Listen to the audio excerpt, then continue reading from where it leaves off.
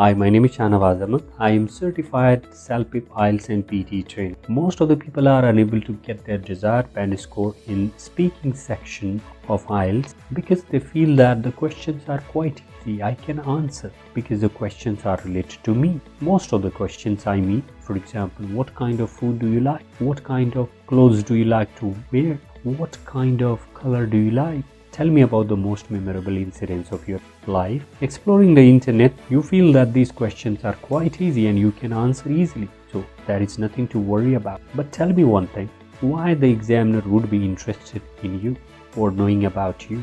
No, he isn't. Actually, he is giving you opportunity so that you can speak, and he'll also get opportunity in return to judge you. That's the only motto he has. So instead of trying to tell about yourself, you should try to speak better English. And what is better English? It requires some effort on your part and a mentor who can help you understand whether you are implementing those things or not. So if you are also feeling stuck, don't delay it. Just book my classes and reap the benefit that you will get because of my 10 years experience in this field.